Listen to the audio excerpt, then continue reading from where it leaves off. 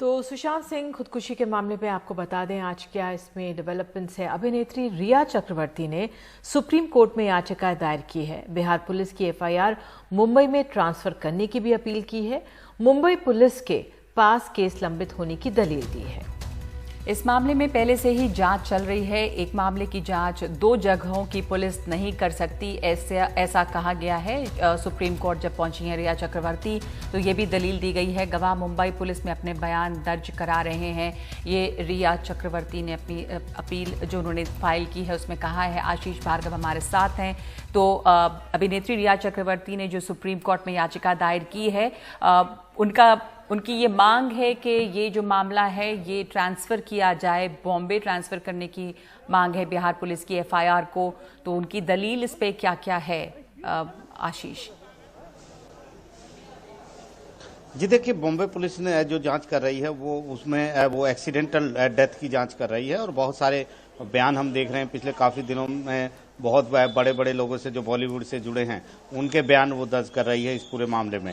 लेकिन यहाँ पर एक ट्विस्ट आया जब सुशांत के पिताजी जो हैं उन्होंने पटना में एक कंप्लेंट दी पुलिस को और कहा कि रिया चक्रवर्ती उसकी एक खुदकुशी के लिए जिम्मेदार है और उसने न केवल बंधक बनाकर रखा सुशांत को बल्कि उसका जो मानसिक हालत वो उसकी खराब हुई थी उसमें भी कहीं ना कहीं योगदान है और उसके क्रेडिट कार्ड और बैंक अकाउंट से भी पैसे निकाले। ये तमाम एलिगेशन लगाए जिस पर बिहार पुलिस ने एक एफआईआर दर्ज की है। बहुत सारी धाराएं हैं उसमें, 306 आईपीसी यानी खुदकुशी के लिए उकसाने का, इसके अलावा इलीगल कन्फाइनमेंट बंधक बनाने का और 406 यानी अमानत में खयानत और 420 यानी धोखाधड़ी। ये तमाम तरीके की एफआईआर में धाराएं हैं और बिहार पुलिस मुंबई भी गई हुई है। लेकिन अब रिया चक्रवर्ती सीधे सुप्रीम कोर्ट आई है और सुप्रीम कोर्ट ही आना होगा क्योंकि दो राज्यों की पुलिस का मामला ये हो गया है।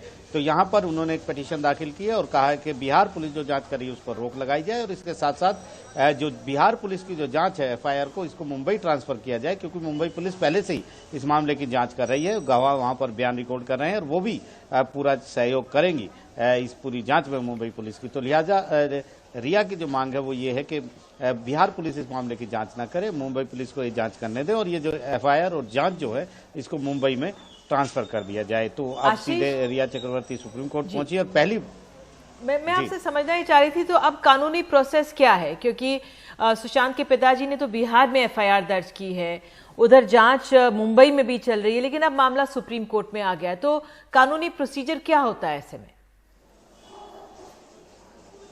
जी देखिए, यहाँ पर आप देखिए कि यहाँ पर एक ऐसा केस है जहाँ पर दो एफआईआर दर्ज नहीं है क्योंकि मुंबई में कोई एफआईआर दर्ज नहीं हुई है। मुंबई में सिर्फ जो सीआरपीसी जैसे हमारे क्रिमिनल प्रोसीजर कोड में 174 होता है, 174 की धारा है जिसमें अप्राकृतिक मौत की जांच होती है, तो वो उधर जा रही थी। पहले मुंबई पुलिस का ये मानना था कि इस जांच को पूरा किया जाए और एग्जैक्ट कॉज ऑफ डेथ तो ये तो साफ हो गया था कि ये खुदकुशी की तरफ जा रहा है, लेकिन उसके पीछे कारण क्या है वो तमाम पता लगाया जाए और उसके बाद आगे की कार्रवाई की जाए।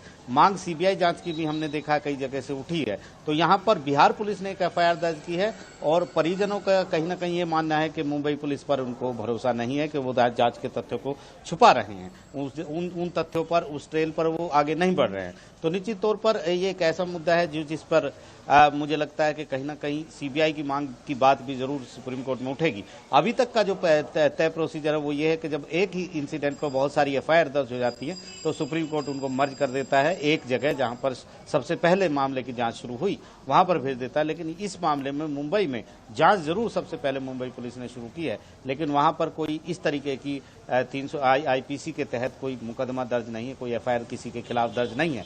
तो यहाँ पर देखना होगा कि आखिरकार और क्या कोई पिटीशन आती है जिसमें मांग की जाए कि सीबीआई इंक्वायरी, क्योंकि ऐसी बातें लगातार उठ रही हैं कि इस मामले की सीबीआई की जांच की मांग भी लगातार कुछ लोग कर रहे हैं। हाँ, बिहार के कई लोग, मंत्री वगैरह जो है वो भी मांग कर रहे हैं आशीष इस पर सीबीआई जांच की। और जो एफआईआर बिहार में दर्ज हुई है, एक बार दोबारा इस पर समझना चाहेंगे कि रिया चक्रवर्ती के खिलाफ क्या आरोप लगे हैं, उसमें एफआईआर में क्या कहा गया है? जी देखिए, यहाँ पर सुशांत के जो पिता हैं उन्होंने जो बिहार पुलिस को कंप्लेंट दी है जिसके आधार पर ये एफआईआर दर्ज हुई है उसमें उन्होंने आरोप लगाया है कि सुशांत की मानसिक हालत ठीक नहीं थी। ये रिया से मिलने से पहले उसको भी नहीं पता थी, यानी वो सीधे इशारा कर रहे हैं और कि रिया कहीं ना कहीं इसके पीछे जिम्मेदार है। उसका ये भी कहना है कि ओवरडोज दवाओं की दी गई, डॉक्टर भी शामिल हैं जिन्होंने मानसिक हालत खराब करने की कोशिश की सुशांत की। उनका सीधे सीधे ये आरोप है कि मानसिक हालत खराब की गई। दूसरी बात कि जो एक और फैक्टर था जो सीधे फाइनेंशियल उससे जुड़ा हुआ था, उनका ये कहना है कि वो रिया जो है उसके पैसे से फ़ायदा उठा रही थी, बैंक के क्रेडिट कार्ड, बैंक खाते सब ऑपरेट रिया कर रही थी। इसके अलावा जो भी डायरेक्टर फिल्म मांगने आता था तो वो खुद वही सबसे पहले बात करती थी, ऐसा उनके पिता ने दावा किया है। साथ ही ये भी कहा है कि सुशांत की मौत के लिए वो जिम्मेदार है और इस तरह की परिस्थिति वहां पर तैयार की गई, धोखाधड़ी उसके साथ की गई, फाइनेंशियल उसको नुकसान पहुंचाया गया क्योंकि वो कुर्ग जाकर अपने दोस्त के साथ ऑर्गेनिक खेती करना चाहता था। ये तमाम चीजें वहां पर उनके पिता ने आरोप लगाए, जिसके आधार पर उन्होंने मांग की थी बिहार पुलिस से कि इस मामले में खुदकुशी के लिए उकसाने के लिए इलीगल कन्फाइनमेंट, क्योंकि बहुत दिनों तक सुशांत को अपने पास रखा, जिसको वो गैर कानूनी बंधक बनाना ऐसा मानते हैं परिवार उनका।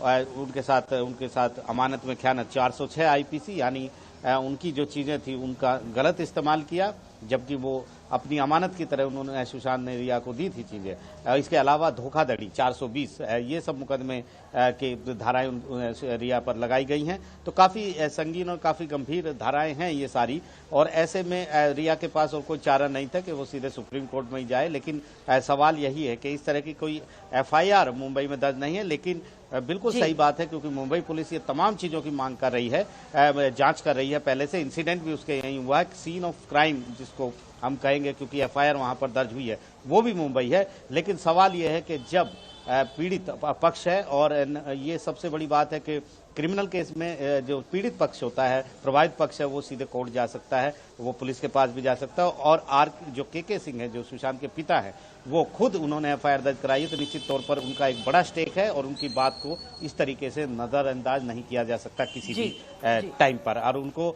मुंबई पुलिस पर एक तरीके से भरोसा नहीं है इस पूरे मामले। बिल्कुल, बहुत बहुत धन्यवाद इस जानकारी के लिए। इस मामले पर नजर रहेगी। और सीधे अब आशीष हम मुंबई चलते हैं। मुंबई में हमारे सहयोगी सुनील सिंह की रिपोर्ट, ये देखते हैं। अभिनेता सुशांत सिंह राजपूत के पिता के सिंह की शिकायत पर एफआईआर दर्ज करने के बाद पटना पुलिस का एक दल यहाँ मुंबई आया हुआ है, कल से आया हुआ है। कल वो जोन 9 डीसीपी अभिषेक त्रिमुखी के पास गए थे, लेकिन वहाँ से बताया गया कि जो नोडल एजेंसी है वो क्राइम ब्रांच है, आप क्राइम ब्रांच जाइए और वहाँ से जिस तरह का आदेश होगा उस तरह का सहयोग दिया जाएगा। तो आज चारों जो पुलिस अधिकारी हैं जिसमें हैं वो यहाँ पर इस अंधेरी में जो मुंबई पुलिस के क्राइम ब्रांच का दफ्तर है, डीसीपी यहाँ पर बैठते हैं, डीसीपी डिटेक्शन 1, उनके दफ्तर आए थे। लगभग 2.5 घंटे यहाँ पर टीम रही, लेकिन चूंकि डीसीपी यहाँ पर मौजूद नहीं है तो मुलाकात नहीं हो पाई, कुछ बात नहीं हो पाई। यानी अब अंततः उन्होंने यहाँ पर एक लिखित अर्जी दी है और बताया है कि उन्हें किस तरह के सहयोग की अपेक्षा है मुंबई पुलिस की इस पूरे मामले की जांच की। और उसके बाद यहाँ से वो दल जो है बाहर चला गया है। जब बाहर निकल रहे थे, जब हमने बात की, तो उन्होंने कहा कि के सिंह ने जो शिकायत दर्ज कराई है, उस पर जो मामला दर्ज हुआ है, जो धोखाधड़ी का जो मामला है, उसकी जांच करने के लिए हम आए हैं और यहाँ पर हमने अर्जी दी है, सहयोग मांगा है और वो प्रक्रिया में चल रहा है और जल्द ही हमें सहयोग मिलेगा, उन्होंने उम्मीद भी जताई। लेकिन ये साफ अब नज़र आ रहा है कि दो राज्यों की पुलिस में किस तरह से पूरा मामला उलझता नज़र आ रहा है। एक तरफ खुद मुंबई पुलिस पूरे मामले की जाँच कर रही है, जो खुदकुशी से जुड़ा हुआ मामला है, लेकिन अभी तक किसी निष्कर्ष पर नहीं पहुंची है। वहीं जो एफआईआर दर्ज हो गया है पटना में इसी मामले में, उसको लेकर काफ़ी उलझन हो गई है और अब मामला दो एजेंसियों के बीच उलझ गया है कि जांच आगे बढ़ती नहीं दिख रही है, क्योंकि मुंबई पुलिस चाहती है कि जो मामला है मूल वो उसके यहाँ दर्ज है तो जांच वही करती रहे, जबकि दूसरा एफआईआर दर्ज हो गया है तो तकनीकी आधार पर भी उसमें राय ली जा रही है कि अब क्या होगा और क्या मुंबई पुलिस बिहार पुलिस को जाँच में सहयोग देगी। मुंबई से कैमरा में राजेंद्र दयाल के साथ सुनील सिंह, NDTV इंडिया के लिए।